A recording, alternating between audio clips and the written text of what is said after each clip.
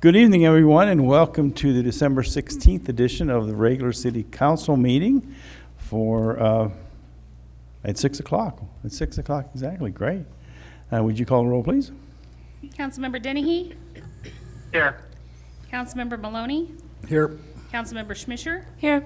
Councilmember Stein? Here. Councilmember Tracy? Here. Councilmember Worthington? Here. Mayor Pro Tem Hamrick? Here. Mayor Troutman? Here. I'd like to this time call Alicia Swearingen up for the invocation. Would you all please rise? Yeah, just with Christmas next week, I want to say Merry Christmas, everybody. And this is a scripture from Luke 2. Glory to God in the highest heaven, and on earth peace to those on whom his favor rests. And so, Lord, we are so thankful for what you've done for us, and we pray that you would rest on our city, our county, all those who serve here. We thank you. We pray safety over our town and our community for the holiday season, and we just ask your blessing on this time. In Jesus' name, amen. Pledge of allegiance, please. I pledge allegiance to the flag of the United States of America and to the republic for which it stands, one nation, under God, indivisible, with liberty and justice for all.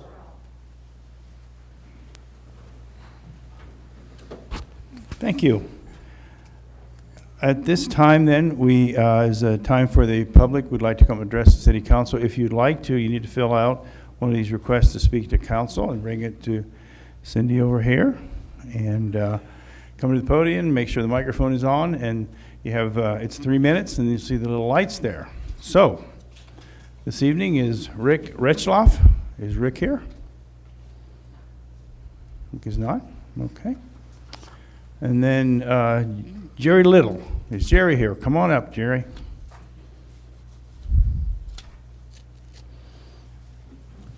Oh, good evening. Is it on? Yep. Okay. My name is Jerry Little, obviously. I'm the owner-operator of Premier Dry Cleaning.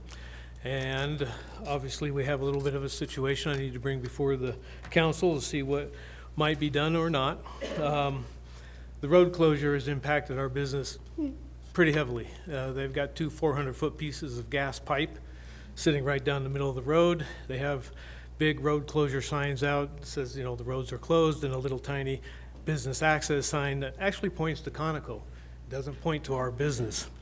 Last week alone, we lost about 40% business, which totals about $2,747 and some change. We have a spot system or a POS that keeps track of all the numbers and stuff, so everything's down. That affects this week. You know, we get closed on Friday. We're taking them for Tuesday. If I don't have customers on Friday, I don't have clothes to do on Tuesday. So that it continues to go down the thing. We've talked to a number of people. Everybody's been really polite, very kind, but nobody has any answers to our questions of, is there any kind of compensation for revenue lost, and who is that through? We didn't plan on this, obviously, and it was all of a sudden Monday morning, we got pipes sitting out in the middle of the road, and no warning, no anything like that.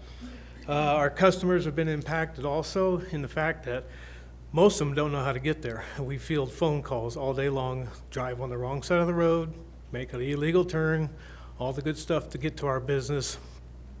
Some just pull into Conoco, walk around the fence. That in itself was a problem with the snow and ice, because now who's liable if someone slips on the property? So that all came to head without any real direction on what we can do or what we should do. That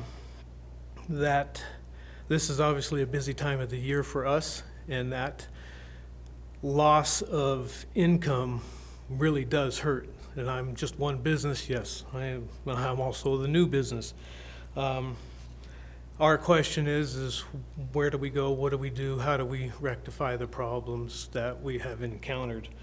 And we have talked a little bit about how to make it work, but it was too late because the 400-foot pieces of pipe have been welded together, so there's no real access. So that is what I am here to address the council with, our concerns, and especially the loss of income and customer safety. Thank you. Would you mind, just a minute, Ryan, could we address it? I too drive down that road, and that's a rather, is there a time frame for them? That's Atmos, or that's a Miller Pipeline doing that? Yeah, that's a Atmos project. It's not a city project, but Leo, do you mind coming up real quick? You know, they are doing work in the right-of-way. We can probably ask for some larger business access signs. And Mr. Little, I can put you in touch with the community relations person with Atmos as well to see if there's anything additional that they might be able to do. Can I speak? Okay. We have contacted Atmos, and their stance is that if, right now, as if they had cut our gas to the boiler and we were down because of that and lost revenue, that's where they would come in. But the fact that blocking our business wasn't really their idea. Yep. And the problem we have when you look at the road, and I do have pictures if you need to see any of that if you haven't been there, but they're quite lengthy, quite, obviously 400 foot apiece, and they're in the middle of the road. So the one side, if you do make a legal turn and you go down the one side, you can't get to the business. You have to go back out and try to figure, and we field calls, like I said, all day long about how to get in there. They did move the cones back 5 feet closer to the pipe, but that doesn't, do anything really, so. Yeah, and I'm happy to catch up with Mr. Little after today. I was out of the office attending other things, so I don't have a great update. Miller Pipeline is doing work for Atmos. They struck a water main last week of ours in the city, so they had to go in and excavate that today and start making repairs, which is slowed down, unfortunately. They laid the pipe out, welded it in the anticipation it would have been installed last week, and then ran into hurdles. So let me catch up with them tomorrow. I'll get a hold of Mr. Little. I believe you may have left me a voicemail today as well. So we'll try to see if we can't get a better date on when that'll be installed, and then we can probably work to help with some signing and better traffic control just to make sure there's access. Because I don't believe you weren't open the last time we had worked in the area. I think you guys have kind of come to the area since the last time we were out working in there. We so. opened up in May, and they did tell us that we would have that project, but it was in the fall, and they said, oh, we'll come by, talk to you, we'll get it all laid out. Well, we didn't hear a word from anybody, and all of a sudden, here's 800 feet of pipe in the middle of the road in front of our business. We're going, now what? So that was one of our issues, is that there was no notification that it was gonna happen that week. We could have made other plans, we have a huge banner that says Premier Dry Cleaning on it, and we could have given it to somebody to frame up and access this way or something, but, like I said, I like to give solutions, but at that surprise, we don't have one yet. Okay. So we're working on it. Leo, if you can get Mr. Little in touch with Curtis Pedrisa at Yes, I can do Atmos, that as please. well. Thank you. Thank you, Mr. Little. Don Schmidl, would you like to come up and talk?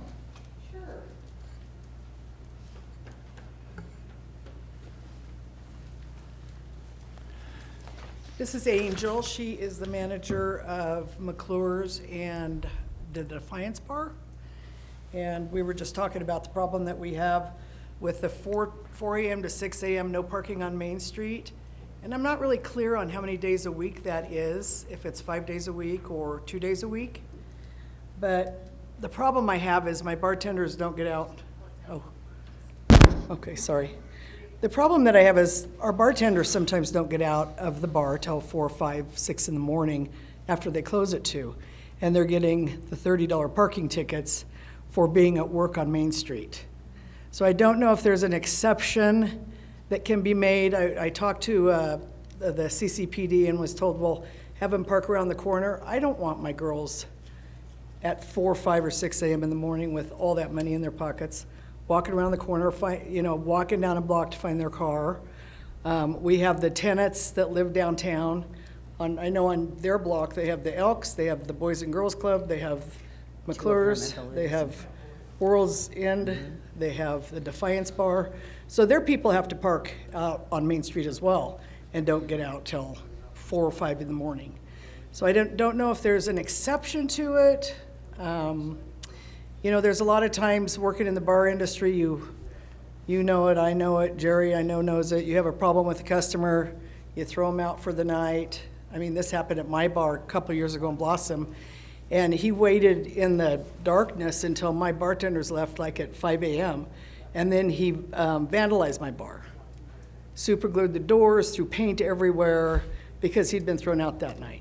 The girls have no business, none of the bartenders have any business walking a block or around the corner or down the alley to get to their cars when they get off work. So I don't know if there's a way to maybe give one parking permit per business that still has employees working from 4 to 6 a.m. that allows them to not get a $30 ticket. In my case, I pay the tickets for the staff. Because we all only have one closer Yeah, at night. most of us only have one person in the bar closing. So I don't know if there's an exception to this that can be made, how to get around it. We're just looking for some help here. It's kind of dangerous for us to walk down a block or two to our cars. We have a lot of homeless. We kick the homeless out so they come back at us. They've done destruction in my car. They know us. It's just too dangerous for us women to be walking around the corners. We're 4 blocks down the road. And I'm not asking for help from my daytime staff, just my nighttime only. Is there, right, is there any exceptions we could do? Could we figure that out? Don, I think if we can, maybe talk offline and see what we can figure out. We've got some operational things with street sweeping and snow plowing, especially this, earlier Right. this week, we had a lot of cars out there, and Right, it makes yeah. it hard to make it safe for your customers as well if there's cars blocking. So maybe we can set up some time to talk about it and see what we can figure out. Sure, that'd be great, I appreciate it. No Thank problem. you. Thank you so much. Thanks, thank you. Ryan, you can include me on that since I have the similar Yes, issue. absolutely. Great. Ryan, could you remind us of what the rule is? Is it 7 days a week, nobody parks on Main Street from 4 to 6 a.m., or is it certain days of the week? It is not certain days. I believe it's every night. Thank you. I have names up here. Kathy and Andrea, did you just plug in and I got your name, or did you want to talk? Kathy? Why not? Okay. No, don't pull the plug. All right. I'm not really technical here, so. Okay, that's it. Are there any council member announcements or board updates at this time? Anybody chime in? There's any lights? So, Thursday night we did the the volunteer dinner at Pathfinder. That was very well attended, and it was a good time. Thank you, Kathy, Cindy. Sorry, and I called her. I'm sorry. And then Saturday night we had the employee Christmas party, and a lot of us were there. That was great. Thanks again, everybody that did that. And Wednesday we have Vision Committee at 5 o'clock here. That'll discuss, like I said, the roundup, because that will be our last meeting for the year. And I think that's about it that we had. Go ahead. That is the recap. That's the recap. They're the recap for 2024. Yes. So that should be interesting, and invite you to come out and listen to that. I look forward to it. So anyone else? What you must have talked yourself out, huh? All right. So at this time, I'd like to ask our Human Resources Director, Butch Batchelor, to come forward and talk to us. Good evening, Mayor, Mayor Pro Tem, council members, other distinguished participants of the dais, City Administrator. Again, it's that time of the month. We get to recognize one of our employees for achieving a milestone with the city. And as you would have seen in your package by now, this is a pretty significant milestone. Most people could say that this is 2 careers rolled into one for the amount of time involved. So if I could, I'd like to have Ken Zabruski come up. And while Ken is making his way up, I'll tell you a little bit about him, and then we'll allow the chief to add to that.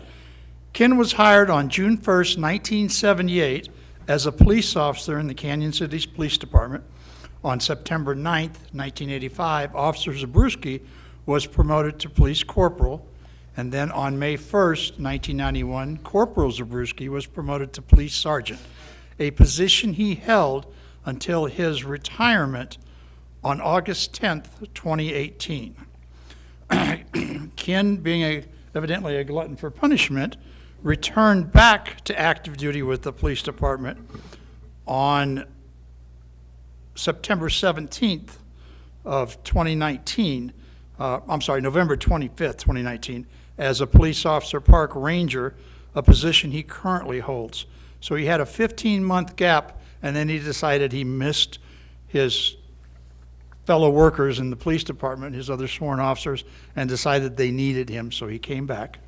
And I will allow the chief to add to that. He's supposed to be positive, I was. He came back. Ken is the, well, let me start with, he's the only one in the PD that makes me feel young. So I appreciate that very much. Ken is the epitome of professionalism, not only in terms of his longevity of service to the city, but also his daily dedication and deliverance of service excellence. He is just a phenomenal employee who goes out and tries to make a difference every day. He keeps our parks in fine working order, and if I can find another parks officer like him for the backside of the week, I think the parks will be a whole lot better off. So I can't thank Ken enough for his service to the city of Canyon City, but I know I am sure glad he's on our team. Thank you, Ken. Thank you, Chief. Ken, So if I could get the council to step down in front of the well, dais, please. doesn't he have to give a 20-minute speech? No? We'll do that after. Come on, we're gonna get your picture. Okay, go ahead. Well, I'm behind the scenes. Go. You're the man.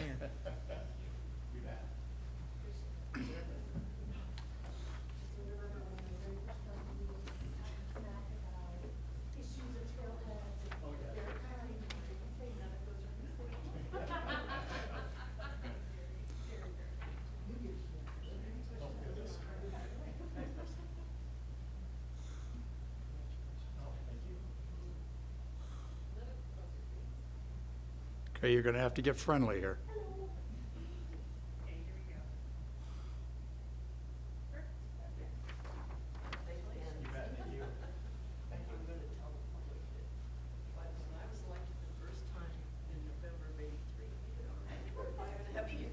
Oh, absolutely.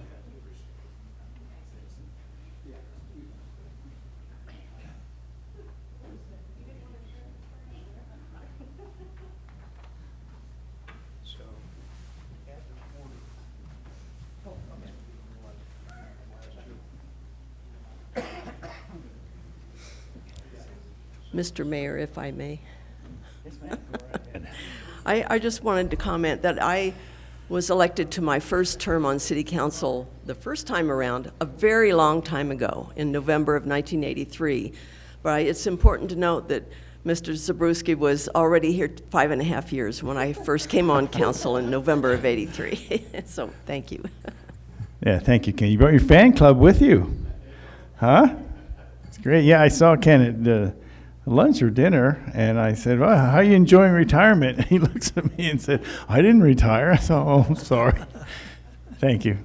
What a great man. Okay. I would ask the city administrator to review the agenda and the consent agenda at this time.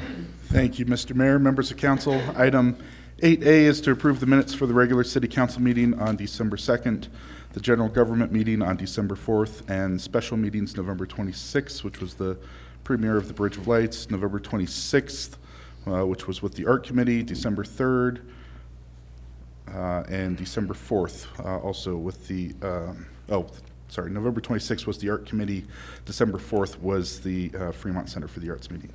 8B is to receive and file election results. 8C authorizes the mayor to sign a letter of support for the Minnequaw Dam project and authorize $15,000 for the project. 8D authorizes the mayor to sign a lease agreement with the Child Advocacy Center, Kindred Kids.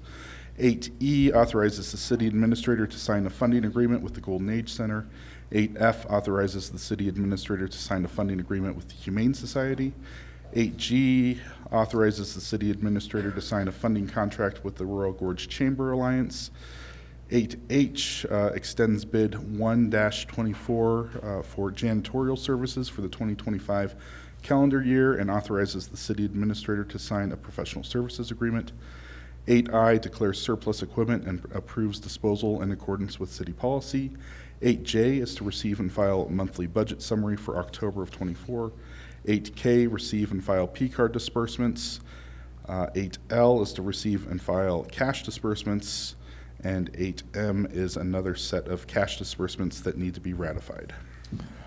Thank you, Ryan. Amy? Thank you, Mayor Troutman. I had a couple of requested edits to 8G and 8H.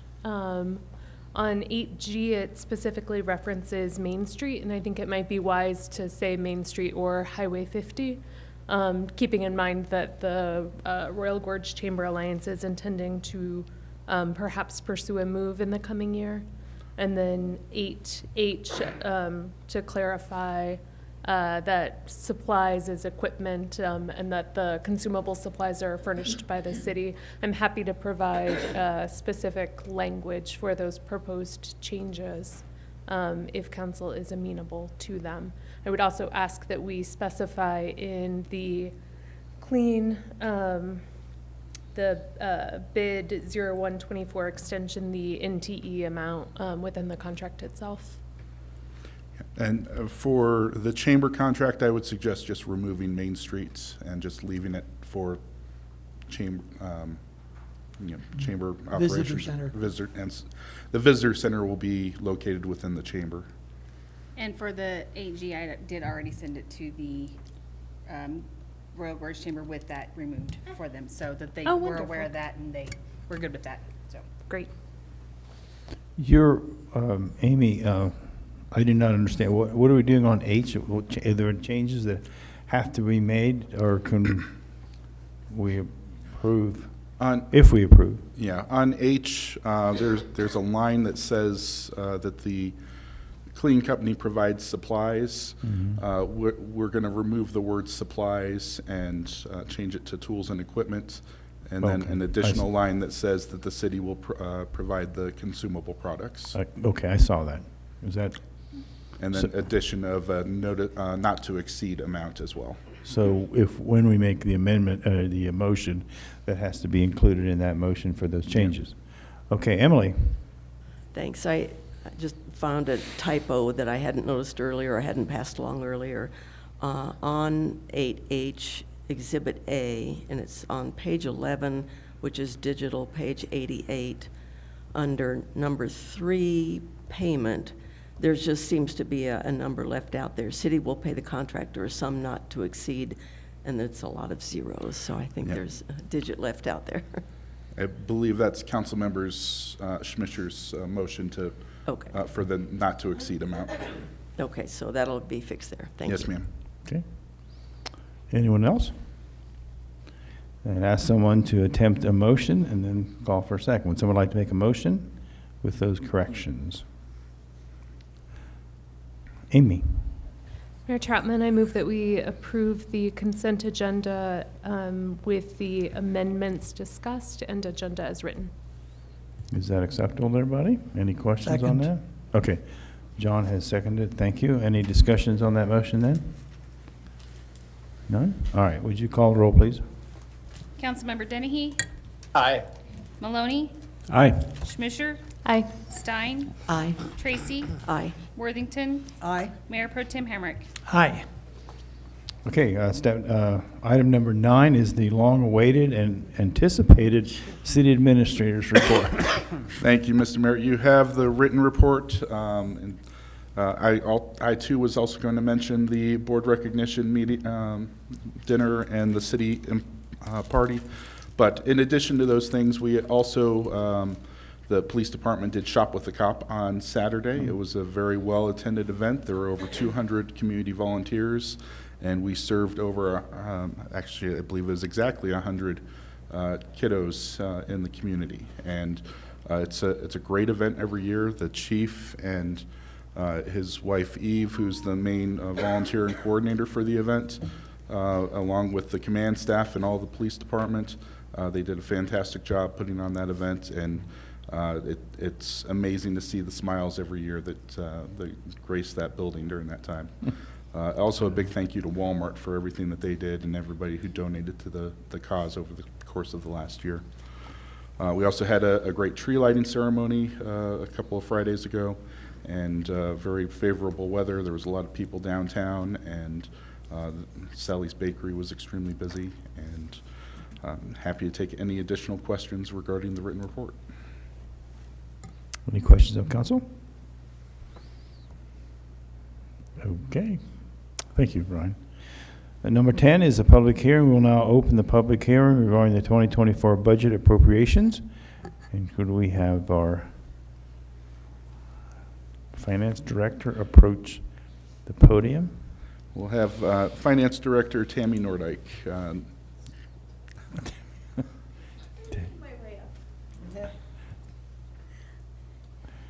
Good evening.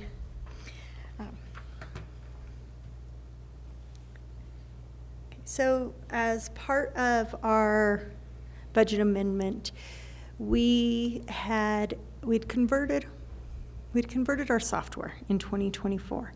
And with that, we had, in ADG, we had negative revenues showing. Instead of an expense, it was shown as a deduct in the revenues.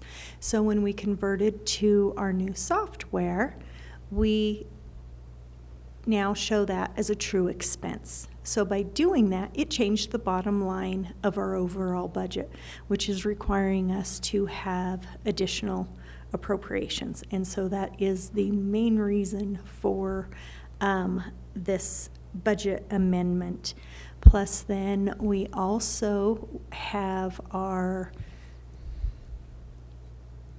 street improvement PID fund, which it has, I think we're amending it for $20, and essentially that's our treasurer, the county treasurer fees that are charged to that. And again, it was shown as a reduction in revenue before. It is now showing as an expense.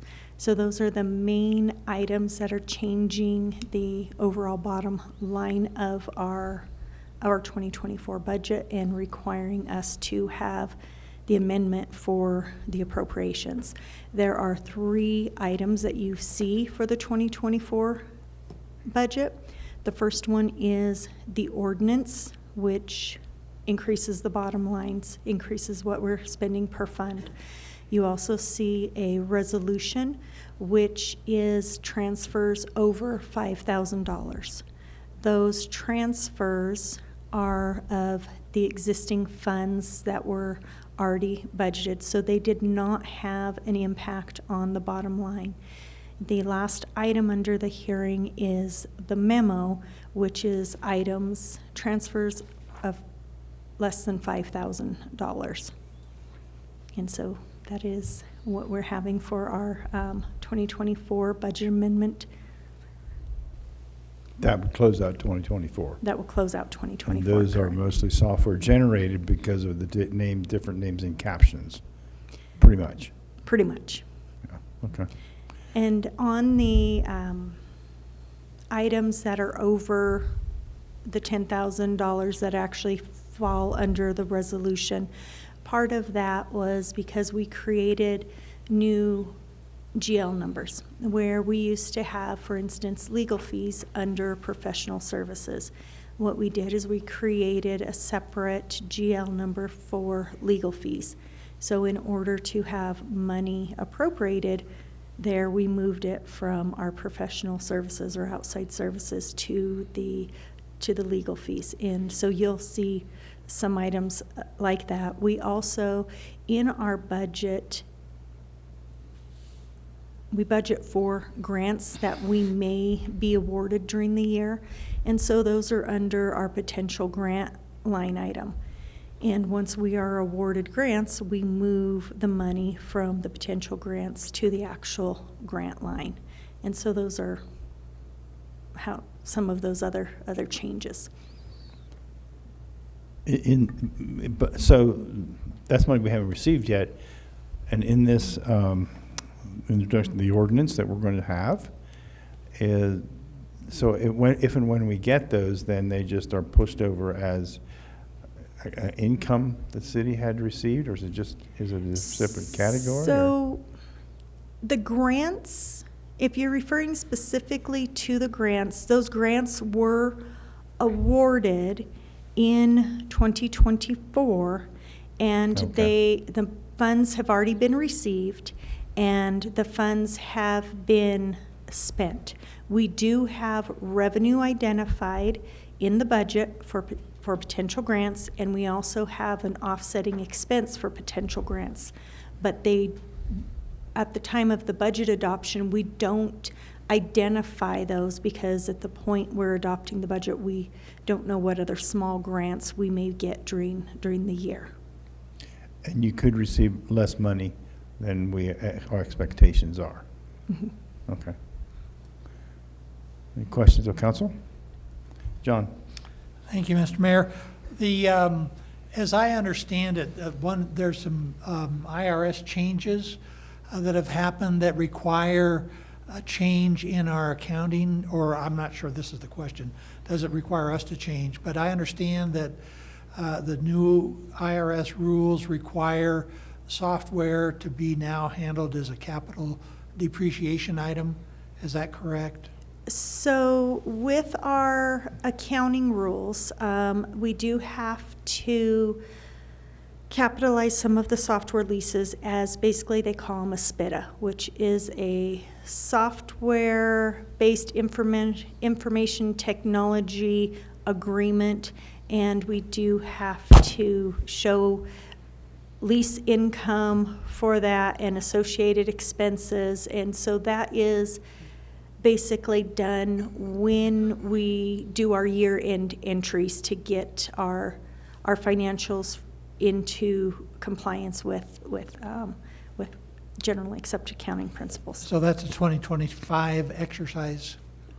We will do it in 2025. That impacts 2024. Thank you. Mm-hmm. And it went into effect previously. We've Yes. done it previously. Yes. Anyone else? Any questions? Tammy? Anybody from the audience like to come to the podium and talk? None? All right. Then at this point, I'm going to close the public hearing, right? And we'll have its introduction and first reading by title only of Ordinance 10, Series 2024, entitled, An Ordinance of the City of Canyon City, Colorado, appropriating additional sums of money to defray expenses in excess of amounts budgeted for the City of Canyon City, Colorado for the 2024 budget year. I would call for a motion and a second. I move we approve ordinance number 10, series of 2024.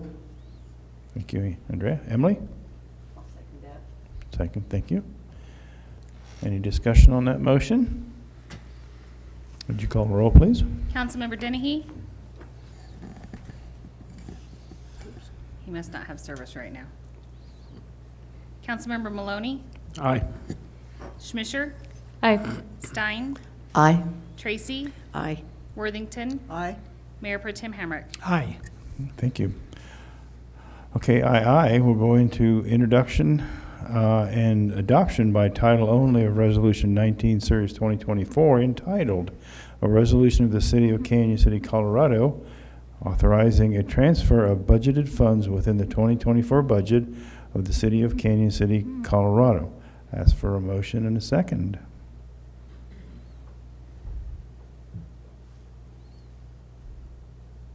Emily? I move for approval of Resolution 19, Series of 2024.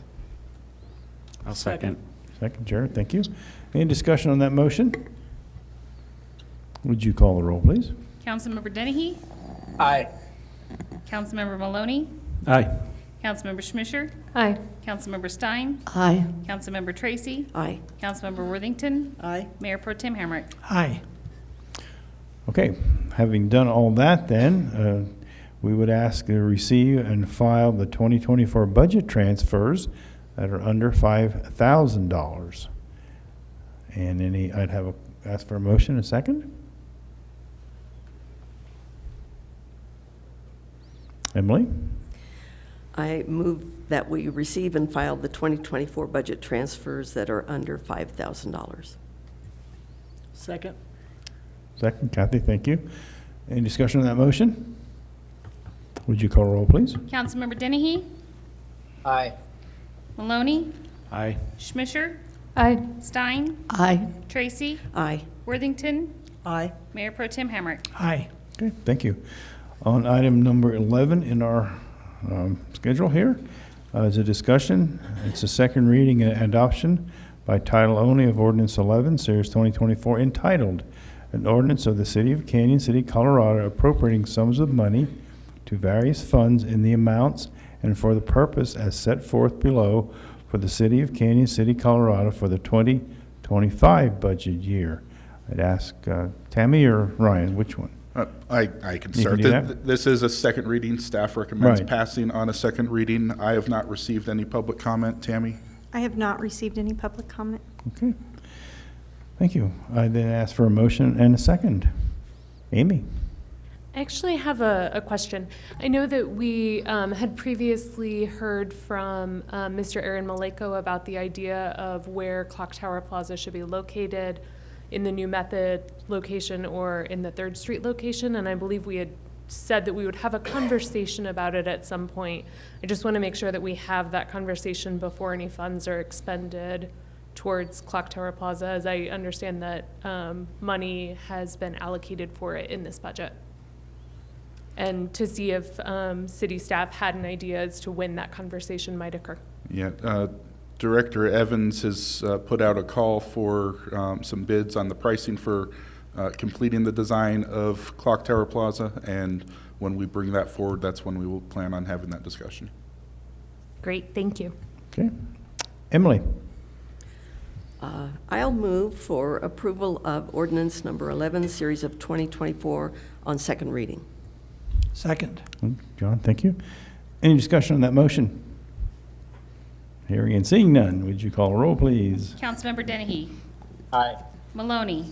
Aye. Schmisher? Aye. Stein? Aye. Tracy? Aye. Worthington? Aye. Mayor Pro Tem Hamrick? Aye. Thank you. B, this is a second reading and adoption by title only of Ordinance 12, Series 2024, entitled, "An Ordinance of the City of Canyon City, amending Section 13.08.80 and Appendix 13.08 of the Canyon City Municipal Code regarding water rates." Should we have Tanner?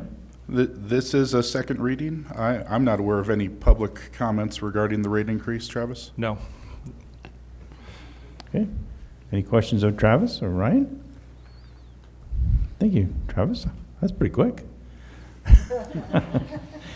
John, go ahead. Mr. Mayor, I move we approve Ordinance 12, Series of 2024, water rates on second reading. Second. Thank you, Kathy, thank you. Any discussion on that motion? Seeing none, hearing none, would you call roll, please? Councilmember Dennehy? Aye. Maloney? Aye. Schmisher? Aye. Stein? Aye. Tracy? Aye. Worthington? Aye. Mayor Pro Tem Hamrick? Aye. Thank you. All right, second reading and adoption by title only of Ordinance 13, Series 2024, entitled, "An Ordinance Increasing the Base Rate Used to Calculate Stormwater Management Fees Chargeable by the City's Stormwater Utility Enterprise." Would that be Ryan? Yep. Again, this is a second reading. I believe City Council received the same email I did regarding Mr. Tim McCain, requesting the city look at how we calculate or how we charge stormwater, moving away from the idea of impervious surface. That is something that we are still evaluating. Unfortunately, there aren't a whole lot of equitable ways to charge stormwater. I think one of the suggestions in the email was based on property size. We obviously have some large agricultural lots that don't necessarily contribute to stormwater. So there's a lot of things that we still have to work through. One of the things that we're looking at is technology has improved since we initiated this program, and there are software programs that use artificial intelligence to evaluate changes in maps and whether or not additional impervious surface has been added or removed, and the potential for looking at a program like that in the future. So that it is something that we are still continuing to look at, but as of right now, we don't have any changes as far as how we calculate stormwater fees. That leaves it a little open-ended, Ryan. Could we put it in a general government meeting or something in 30 days or 2 months, or is that pushing? Or I think it deserves a discussion. And we have discussed, Leo, do you mind coming up?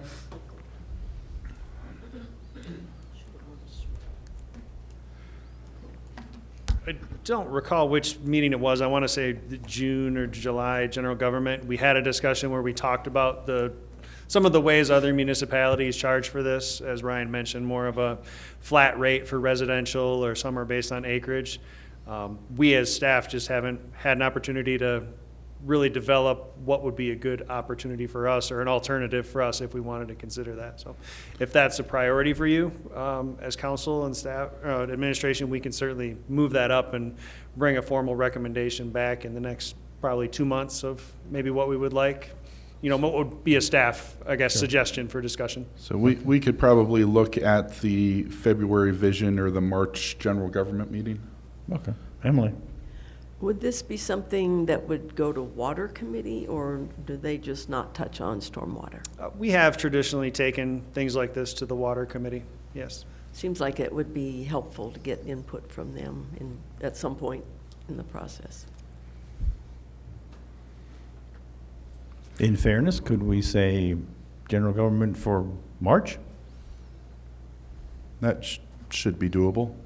Yep. No, we can, of course, talk about that. No, but absolutely. It'd be interesting to see what that discussion, especially when you bring up a digital type overlook that could catch these changes, because I saw Tim's email as well, and it's got a point there. So, John.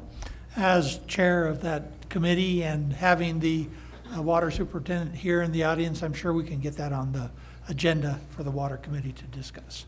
Great. Thank you. Thank you, Leo. Yep. Okay. I have no idea where I'm at. So we would still recommend passing the Okay. inflationary increase for the stormwater fee. Okay. All right, so we've read the second reading. We had a second reading. Would I call for a motion and a second? Mr. Mayor, I move that we pass on second reading ordinance number 13, series of 2024, an ordinance increasing the base rate used to calculate stormwater management fees chargeable by the city's stormwater utility enterprise. Second.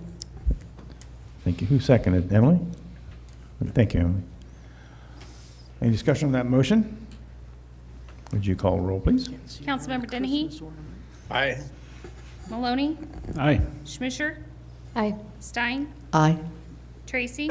Aye. Worthington? Aye. Mayor Pro Tem Hamrick? Aye. Thank you. Okay, on D, second reading and adaptation by title only of ordinance 14, series 2024, entitled an ordinance of the City of Canyon City amending chapter 17.13 of title 17 of the Canyon City Municipal Code by the addition of a new section 17.13.075, reaffirming the city's right to regulate housing occupancy limits. Ryan, would you take that? Again, this is a second reading. We've not received any additional public comments, and staff recommends passing on second reading. Okay, thank you. I would then invite a call for a motion in a second. Emily? I move for approval of ordinance 14, series of 2024 on second reading. I'll second. Thank you, Jerry. Second. Any discussion on that motion? Would you call a roll, please? Councilmember Dennehy? Aye. Maloney? Aye. Schmisher? Aye. Stein? Aye. Tracy? Aye. Worthington? Aye. Mayor Pro Tem Hamrick? Aye. Thank you. Let's move on to E. This is introduction and adoption by title only of Resolution 11, Series 2024, entitled the Multimodal Master Plan for the City of Canyon City. I take it Leo's going to take this. Yes, sir. All right, Leo. All right. Thank you. This is coming back to you again. It was presented back in August, I believe, and we did have some additional comments that came up at the meeting, as well as getting some more feedback after that time. So we've incorporated all those comments that we received wherever we can, and we are representing this in what we believe is its final form for adoption by the city. Any questions of council, from council? John? Thank you, Mr. Mayor. I did review the report and comment on it. My comments this evening are under the recommendations and implementations. This is a master plan. Master plans do not have the force of regulation, but they are the guidance document that our staff uses to evaluate proposals in our city. And as such, master plans in general do have an effect on what we will consider as a city. And I am concerned about using the power of government for social or political purposes. And the social and political purpose that I think that where this master plan fails on is basically the bicycle networks, where the recommendations include narrowing of several of our main arterial roads to include bike lanes. And that is in section 5. That's on page 252 of our packet electronic version, and there's a map on page 253, I believe, that shows where the sharrows, which is the bike lanes, would be installed, proposed to be installed in our city. And I'm concerned about that. I don't think that's appropriate. I think that the master plan as a whole is fine, except I think that we should delete section 5.1 bicycle network recommendations and delete 5.5 multimodal network complementary feature recommendations, because that also deals with bicycles.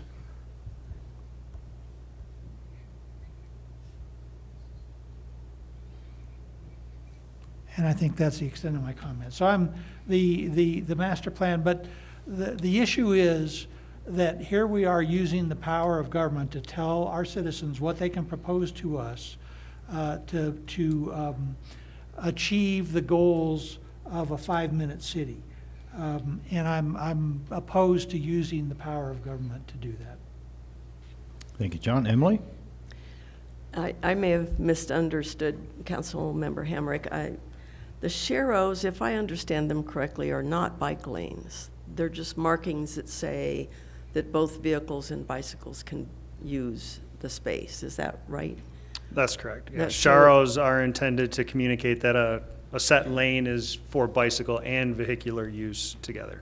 Right. And so they're on that map on digital 253, page 100 of the report.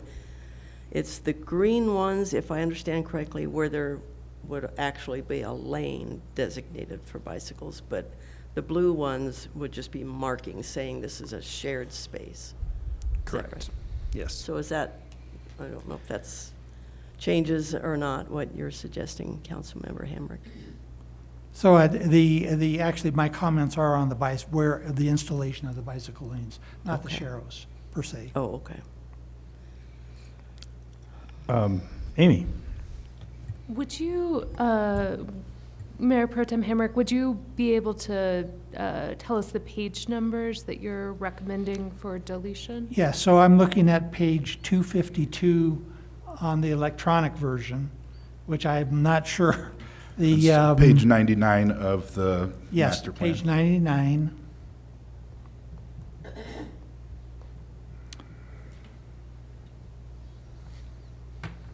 And on page 103, where the recommendation is to shift from driving to walking and cycling. And I think that that's an inappropriate exercise of our civic powers to mandate that for our citizens. In essence, we have the cart in front of the horse here. At some point, that may be appropriate. That may be something that we want to consider as we're doing street work. But to put it in a master plan, I think is not the appropriate place for those exercises of government power. Okay, I'm confused, Mayor Pro Tem. So you're opposed to marking out on areas for bike traffic? Is that what, or is it something else? Yes, I'm opposed to the city telling the citizens, you need to give up your cars and start moving to bicycles. That's what I'm opposed to. And that's what this master plan does. It's not just about sharing the space? It's saying that people have to give up their cars? Yes. Is that what we're saying? Yes. That we're not, And it's here's not the about language. sharing? In answer to your question, here's the language. In order to further attract a mode shift from driving to walking and cycling. There it is right there. That's what we are proposing in our master plan. A mode shift to impose bicycles and walking on our citizens rather than driving. And that's not appropriate. I don't think that's appropriate at all. The cart is way in front of the horse on this one.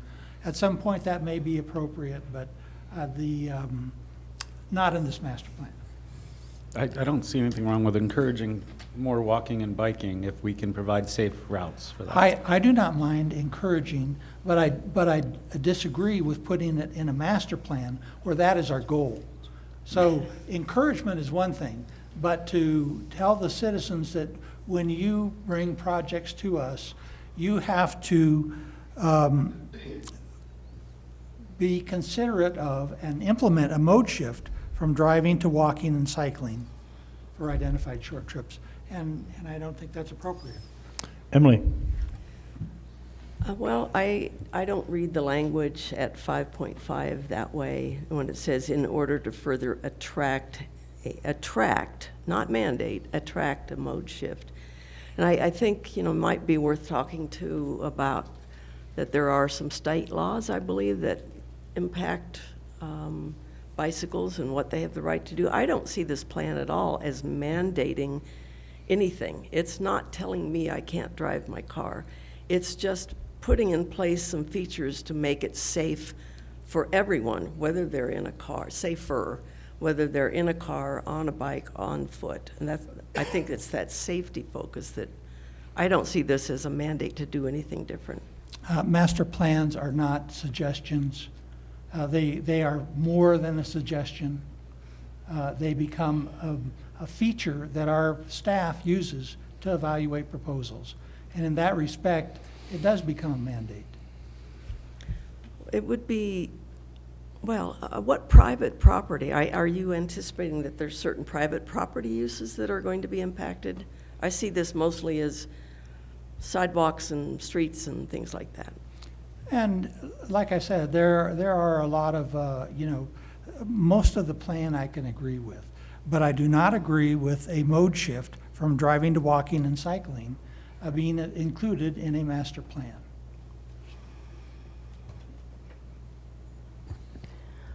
Jerry? I would have a bigger issue with the section 3.4 about downtown, trying to imagine people parallel parking on Main Street. That's really kind of, I don't see it happening, but that was a concern I had when we went through the public meetings and so forth. So with John's going along with his thinking, is this Main Street plan set in stone if we did move forward with something, or could there be other ideas? No, the details on Main Street were moved to Section 3, which I can't remember the title, but I believe is the public engagement section. It was options that we presented at the open house, and they were pretty, to your point, they were pretty soundly put down as not good solutions. The preference was to kind of keep what we have. So the implementation recommendations in Section 5 are to essentially keep what we have for Main Street. I believe it does include the use of Charos on Main Street to kind of signify that bikes can use that lane as well as cars, but not to take any space away from vehicles or parking. So Section 3 Yeah. was really just to document what we talked about during those public meetings. Okay, gotcha. Just wanna I make did, sure. I did review that, and did not, it was no longer in the recommendation part, but just documentation. Any comments? So at this point, do we table it or do we call the question? What do you want to do, John? Okay, Mr. Mayor, I'll make Yes. I move that we. No, approve- wait, could you just hold on a minute? Sure, Emily? I had will gladly. One more? I Emily? was going to make a motion, Oh. so is this the battle of the motions then, or? Well, let's hear John's. He started his, and then we'll do Emily's, or let's do John's. Go ahead.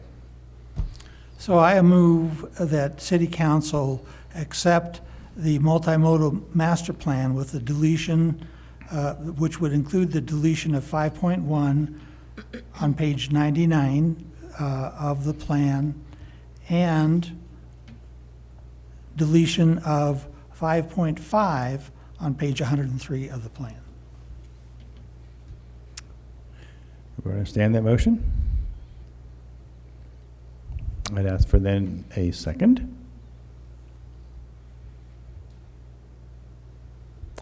Okay, I think it dies for lack of second. Emily?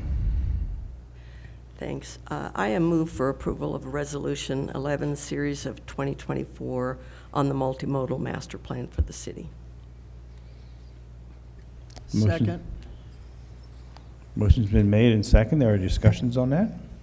Motion? Hearing none? Oh, Amy, Emily. Amy, you went, and then Emily. Mine's already done. What? Mine's done. Yours is, I'm sorry, Amy. I'm wondering just after the conversation and the clarification on the Sharrows and Mayor Pro Tem Hamrick's primary concern regarding 5.5, I'm wondering if a compromise might be possible of just deleting the "in order to further attract a mode shift from driving to walking and cycling for identified short trips," and just starting the sentence with "complementary features should be included throughout the network to enhance the overall experience," because I think the rest of 5.1 and 5.5 are less about prescribing the ways in which people should move and are more explanatory as to the needs of the bicycle plans. And I'm just wondering if that might allay Mayor Pro Tem Hamrick's concerns while also enabling us to move forward on this long-awaited multimodal master plan. Well, a motion's been made and seconded. Yes, that was my discussion about the motion. Oh, that was your discussion. What would we do from here? Do we just vote and see if it, just vote? You can do that, or if, I believe Councilmember Tracy was the original motion maker, if she'd be willing to accept an amendment as proposed by Councilmember Schmischer to her original motion. Council Member Tracy? If the idea is just to remove that one phrase from 5.5, that beginning of the sentence, I don't see a problem in taking that out. It doesn't really change the impact of the rest of the plan. I'd be willing to amend my motion to just remove that one phrase if that helps. Okay. And then whoever And I seconded. will remove my second. I'll see. Second, okay, what am I doing? You're gonna second the amended motion? I'll second the second motion. You're seconding the amended motion. All right. Okay, so a motion, amended motion and an amended second. And so is there any more discussions on that? I just want to clarify, Cindy, you have what's being edited? Okay. Okay, then would you call the roll, please? Councilmember Dennehy? He's not on, okay. He's confused. Councilmember Maloney? Aye. Schmisher? Aye. Stein? Aye. Tracy? Aye. Worthington? Aye. Mayor Pro Tem Hamrick? No. Okay, that passes. Let's move on to F. Introduction and adoption by title of Resolution 20, a series of 2024 resolution of the City of Canyon City, Colorado, establishing fees related to building and mechanical permits and rescinding resolution number 15, series 2023. Who will be presenting, Ryan or We'll Kathy, have Kathy Olsh, our building official, come up. This, I will tee it up while she's walking up here. This resolution is in regards to adding a staff position for plan review and setting the fees for that plan review, the plan review fee for bringing it in-house. Kathy? Mayor, Council.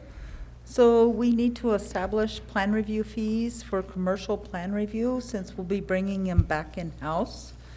And I did a study with Pikes Peak Regional and Pueblo Regional. Pikes Peak Regional charges straight across the board, whether it's single-family dwellings or commercial, 28% of the building permit fee. Pueblo Regional is a little bit different. On commercial, they charge 50%, and on new single-family dwellings or any of their alterations, additions for new single families, they only charge 10%. I'm proposing that we use 22% to do our commercial plan review fees, and that is based off of the building permit fee. It would be 22% of that fee. And for the single-family dwellings and alterations, mechanicals, anything that we're looking at pertaining to residential, we would charge, I believe it was 15% of the building permit fee for plan review. Any questions? My lights, is that you, Emily, or? Amy, okay. Something's happened to my light here. Go ahead. Thank you, Mayor Troutman. Thanks so much, Building Inspector Ulsh. 2 questions for you. One, how do you anticipate this would impact the amount that that folks are currently paying to the third-party plan reviewer? We're right in line with the third party. Okay. And what outreach has been done to current building developers in town regarding this proposed change? Just speaking with them, they're hoping to get it back in-house. They asked about the fees. I told them it would be in line with what Schumskota was charging, and they didn't have a problem with that. Great. Thank you for doing that outreach. But this isn't, you have a building permit and now you're adding a fee on top of the building permit. They That pay it normally already. they wouldn't have, well, they don't all go to Triple C or Shumcamore, do they? All, even a residence, a house? We charge plan review fees now for house. We do it in-house, but we still charge a fee You for the still, plan. what's that, is that gonna increase that fee? It will increase, Yeah, by about, I would say on an average, anywhere from $100 to $200 per house plan, depending on the size of the house and what the valuation comes out to for the permit fees. Is there a reason why that needs to be increased at this time? Is that an inflationary increase, or why are we proposing an increase? just looking at the cost to bring the position in-house and trying to get to cost recovery. Would that same person be, They would be doing residential as well. okay? Sorry, isn't somebody on staff already doing residential plan review? Me? Yeah. Kathy So does. so what would change if we were, what new functions would our building inspector be able to do if they were no longer doing the residential plan review? I don't know that they're new functions. It's more about being able to do the other aspects of her job. I'm all for bringing the third-party plan review in-house, but I'm, I guess, a little bit concerned that we're adding a staff member and charging folks more to do the same service without there necessarily being a need to charge them more or a need for that function to be moved from a current employee. We could remove the 15%, and we were still charging for residential. I mean, that charge would just stay the same. It's $50 an hour right now. The only thing is that we do not charge for alterations or additions on residential, so we basically plan review those for free, which we should be recouping money on that. Kathy? Well, I thought one of the reasons for bringing it in-house was to help speed up the process, for one thing. And also, they're already paying, do not the builders or whomever pay the third party right now? Right now. For commercial. For commercial. So basically, all we're doing is making the fee to the city rather than to the third party. That's correct. For commercial, but we're also planning to increase the fee for residential. Okay, but that'd be like $100 to $200, and if perhaps that gets done quicker, they probably would prefer to have that done. We're already doing that in-house. Pardon me? We're already doing residential. Okay, oh, Here. that's true. Yeah. Yeah, I think, what Councilwoman Member Worthington is saying is, with a dedicated person that's doing just the plan review, those will happen faster versus Kathy trying to fit the residential plan review into all of her other duties. But when would this take place? Immediately? We have started advertising for the position. Because we're not issuing that many permits. No. Not, I don't know. It's nebulous in my opinion, but I don't get a vote. So it's up to council. Any more discussion?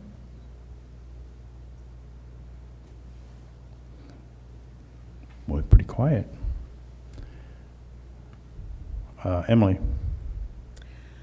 I move for approval of Resolution 20, Series of 2024 as presented. Second. Second. I had Amy on the clock here. Do you want to? I had a competing motion, but Councilwoman Tracy's motion was speedier. Okay, we made the motion second. Any discussion on that motion? Would you call the roll, please? Councilmember Maloney? Aye. Schmisher? Aye. Stein? Aye. Tracy? Aye. Worthington? Aye. Mayor Pro Tem Hamrick? Aye. Okay, well, thank you all. And I wish you a Merry Christmas. And we'll see you next year? No, we'll see you Wednesday night, 5 o'clock. I'm trying to get out of town. Will you knock it off? Okay, we're adjourned.